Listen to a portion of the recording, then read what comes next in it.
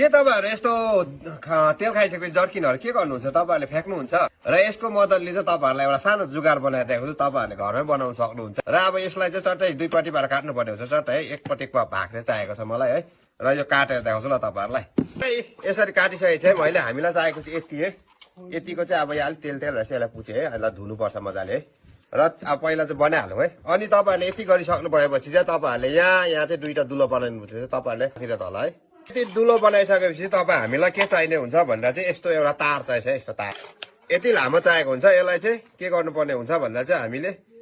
यस्तो प्रकारले ब्यान्ड गरिदिनुहोस् अनि यो अहिले दुलो बनाएको बेला छिराइदिनुहोस् उभो छिराइसकेपछि चाहिँ तपाईँ हामीले फेरि एउटा के हुन्छ भन्छ यस्तो लामो एउटा डन्ठा ल्याउनुहोस् है त यसलाई वारपार दुलो बनाइदिनुहोस् यसरी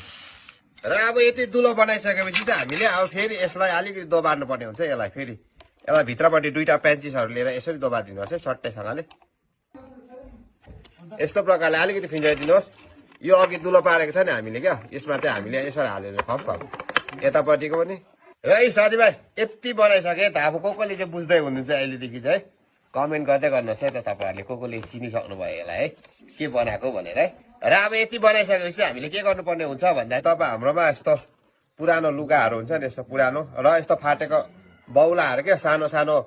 हामीलाई सानो भएको लुगाको बौलाहरू हुन्छ नि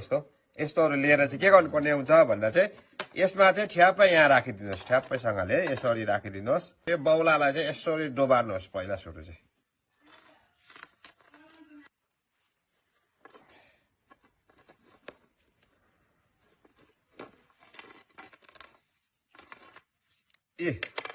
यस्तो खालको बनाइदिनुहोस् हामीले यस्तो बनाउनुपर्छ हो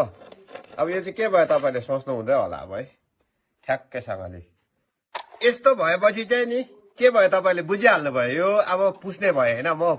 हुनु त यस्तो किन्न पाउँछ है अब यो हेर्नुहोस् बिग्रेर अब यहाँको यो काम छैन यति राम्रै छ हुनुको लागि डन्ठा है अब यो बिग्रेर गएपछि यसमा कामै छैन यो है कति बनाउँदा पनि मिल्दैन त्यो भन्दा त यो बनाए ठिक नि है यो कपडा त हाम्रोमा काफी हुन्छ पुरानो लुगा सानो सानो भइरहेको हुन्छ नि त तपाईँहरूले यस्तो बनाएर पुस्नुहोस्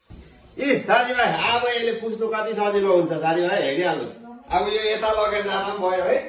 अब यो आफै अटोमेटिक भइहाल्छ सर्ट सर्ट यता पनि जान्छ यता पनि जान्छ है